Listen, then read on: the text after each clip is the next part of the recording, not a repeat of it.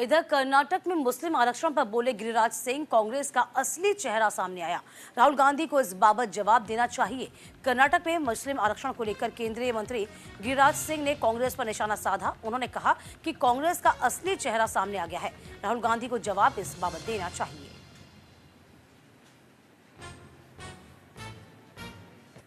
के असली चेहरे सामने आ गए। राहुल गांधी को जवाब देना पड़ेगा कि राहुल गांधी का हिडन एजेंडा जो पब्लिक में पहले भ्रम फैलाया, संविधान एक फॉल्स संविधान लेकर के आरक्षण के नाम पर, संविधान के नाम पर लोग देश में भ्रम फैलाने का काम किया।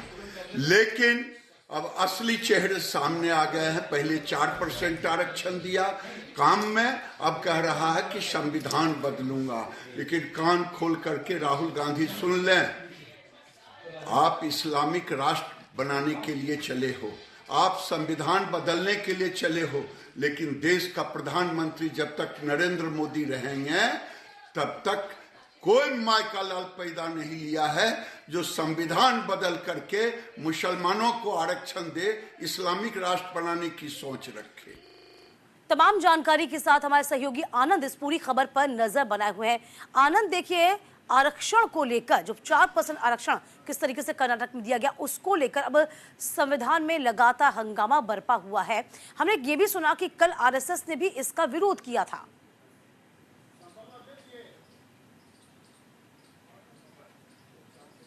देखिए, आपको समझना होगा, जैसे ही जेपी नड्डा जो कि बीजेपी के राष्ट्रीय अध्यक्ष हैं और नेता सदन हैं राज्यसभा में, उन्होंने इस बात को लेकर जनता के बीच यानी इस पटल पर जब चीजें रखी गई कि कैसे डीके शिव कुमार ने ये बयान दिया है असेंबली के अंदर कि हम इसकी जरूरत पड़ी यानी रिजर्वेशन की जरूरत पड़ी तो संविधान बदल देंगे।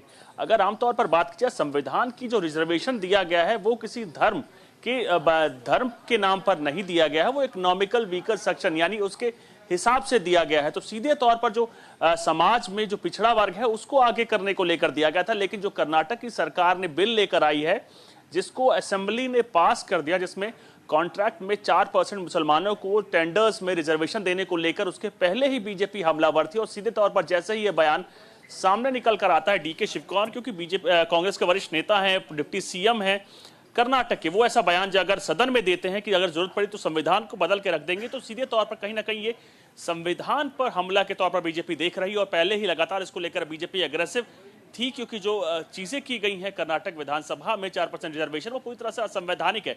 संविधान में भी इसको लेकर कोई विशेष प्रावधान नहीं दिया गया है, जो कि आगे बीजेपी इसको लेकर प्रोटेस्ट करने को लेकर आगे बढ़ रही थी। उसी दौरान डिप्टी सीएम का बयान आया तो सीधे तौर पर माना जा रहा है कि जो संविधान की कॉपीज तो तमाम इंडिया गठबंधन के पार्टनर दिखाते थे, कांग्रेस दिखाते थे, और जो ये कृत्य है यानी जो ये बिल लेकर आया गया है, अभी तक ये पास नहीं हुआ क्योंकि राज्यपाल के इस पर सिग्नेचर नहीं हुए हैं, उसको सीधे तौर पर संविधान की अवहेलना माना जा रहा है या कहीं सीधे तौर पर असंवैधानिक तौर पर ये चीजें रखी जा रही हैं, जिसको बीजेपी सीधे तौर पर असंवैधानिक करार दे रही है और कहीं ना कहीं तुष्टीकरण से सीधे तौर पर इसको जेड़ रही है। तो आपको समझना होगा कि अभी तो ये शुरुआत है। बीजेपी के सारे बड़े नेता लगातार इसको लेकर हमलावर हैं कि कैसे इस बिल को आप पास करा सकते हैं, वो भी एक सदन से जो कि पूरी तरह से असंवैधानिक है। राज्यपाल ने अभी तक इस पर सिग्नेचर नहीं किया है, तो माना जा रहा है ये चीज अभी तो राज्यपाल ने सिग्नेचर नहीं किए, लेकिन तरफदारी तो की जा रही है ना सरकार की ओर से। और बिल्कुल आनंद, हम यही कह रहे हैं कि कथनी और करनी में बहुत फर्क यहाँ पे साफ तौर पे कांग्रेस का नजर आ रहा है।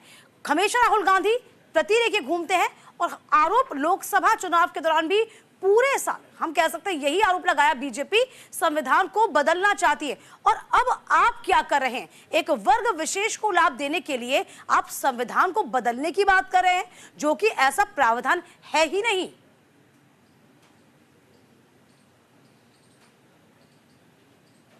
जी बिल्कुल, यही चीज सीधे तौर पर सामने रखी गई थी। जबकि नेता सदन राज्यसभा जेपी नड्डा बोल रहे थे, उन्होंने बताया था कि आप लोग वही नेता हैं जो संविधान की एक कॉपी अपने साथ में रखते थे और संविधान की शपथ खाते थे सीधे तौर पर। और जब ये कार्य किया गया है, जो बिल लाया गया है कर्नाटक विधानसभा में, ये पूरी तरह से असंवैधानिक है।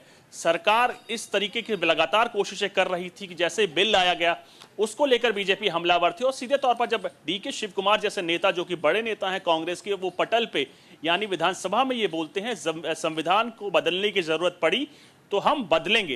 एक डिप्टी सीएम किसी भी राज्य का जो होता है उसके पास इतनी शक्तियां नहीं होती कि वो संविधान में संशोधन कर सके, लेकिन उसके बाद भी तुष्टीकरण को लेकर कांग्रेस कुछ इस प्रकार आगे लगातार बढ़ रही, तो सीधे तौर पर कहीं ना कहीं बीजेपी अब इसको असंवैधानिक करार देने के साथ साथ तुष्टीकरण की परिभाषा के रूप में भी आनंद यही आ रही है, और आपको भी समझना होगा, हमें भी समझना होगा इस बात को आनंद, कि राज्य जो है वो तो पुरजोर सपोर्ट कर ही रहा है, तमाम जो बड़े लीडर्स हैं कांग्रेस के वो भी गाहे बगाहे इसमें सपोर्ट कर रहे हैं, तो खोज चल क्या रहा है, आप करना क्या चाह रहे हैं?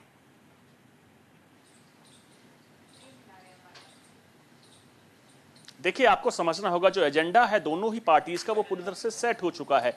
इंडिया गठबंधन तुष्टीकरण के लिए जानी जाती है और एमवाई फैक्टर को लेकर लगातार अगर मुस्लिमों का माने तो माना जाता है कि कहीं ना कहीं जो वोट बैंक सड़क रहा था कांग्रेस को, वो इस तमाम मुद्दे के बाद कांग्रेस की तरफ कंसोलिडेट होगा। वो मुद्दे सारे मुसलमान एक तरफ से कांग्रेस की तरफ आएंगे और बीजेपी अपने तमाम वोटर्स को एक तरफ करेगी। तो कहीं ना कहीं चुनाव को देखते हुए या सीधे तौर पर जो ये मसला है ये दोनों ही पार्टीज के लिए बहुत इंपॉर्टेंट है, चाहे बीजेपी की बात की चाहे कांग्रेस की बात की जाए। लेकिन जो इसमें ये बिल लाया गया ये पूरी तरह से असंवैधानिक है। संविधान में इस प्रकार के किसी भी प्रोविजन को जगह नहीं दी गई है, किसी भी धर्म के आधार पर रिजर्वेशन को मनाही की गई थी।